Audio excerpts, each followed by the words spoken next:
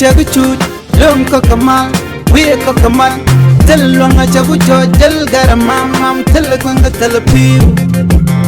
belto chadak pa kon ramamane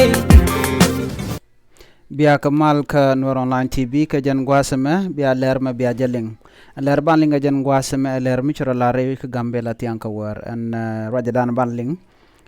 chala do shadul government dit shawang ke cha office de chaja wang rewi ka gambela tianka war ngoda kan konore ler kan ma gore je jin mi jiram jidit ki jan channel ma gore jin be subscribe ke be nywane ko ken bana show ka ler dande kon linga jan gwasame shit kamenen yana mo andwela mo dwela ndana tere wecha ka gambela dul gorka men tiek ne rasko bana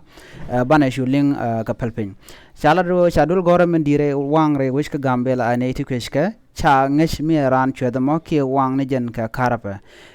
kan dwelten wang ka dwelten te karne dul goratin shit ka karne class badak karne class bangwan wona ka wero namo cha jalat shit kamenen yana mo ka jen turu namo shi kwak tung wan shi ka wang duwe la mone di yenen gwal shi wang jen record office ke gwada danen te kwak dial te gatin de kon gu ken kwak ten kon cha lok akena tone te gu yena moka ture mi kon bu kon gwaz me de konen shi wide shi wop en high school me ke dul gorom dida me mentere wish ka gambela jen shi dul gor ka metoda dul gor ka medit ko jen cheritin ka gwas ber ka gwase dan jen ladul gor ka men yamra wi ka gambela ka jendu ka ras gabena bukulo ka jen gambela high school indeed and gambela high school indeed ne to wan gor kan tin along tin waratin te bertin te buin te katin te komo ko po ka majangar te katin an gwas ma jen gone diatina dungno ne to wan kon gortin re dul gor kan me kan ware ko jen ting ni jen ka gwada tin waratin jen gwada danan gon waratin lari kone ken ke certificate ne ken klad badak klad wel klad bangwan klad wel kel klad waro kan dial kare dul gor kanamo miche toga no sha dul gor ka chaja wang ne certificate ne dial wang kan certificate ne wari ko jen dul gor ka men ti lat kuma dial reika gambela ajendul gorka men certificate ni kien ticketin reidul gornama chale gambela high school shika mishale ngone chatoga no chaja wang karam wang nguda kanana na tin gorga jon banga jo ngum wang dul gorka namo kel misala tan kuma tin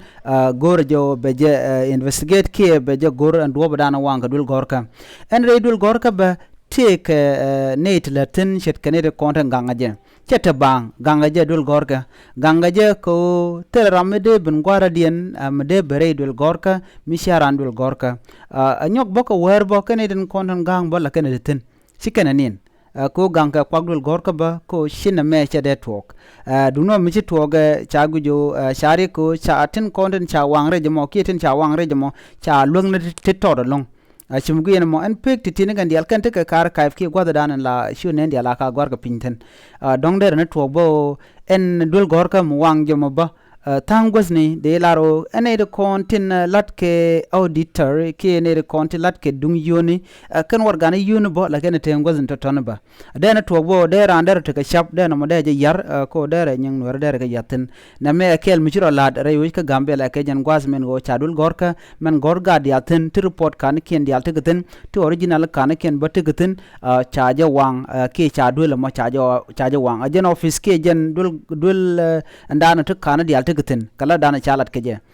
namo je ledi yen nga jan gwasme cha peng mutot cha je lok chikmen yenamo dungno chi point de wide che wubrech rei dul gorka namo ko kwiko jen cha wang mi jiram jidit ke jen channel ma gore jin bi nywane ko ken ko bi yen lertin continue ka tung nuer bien ka shwalin kamal biata kamal bye bye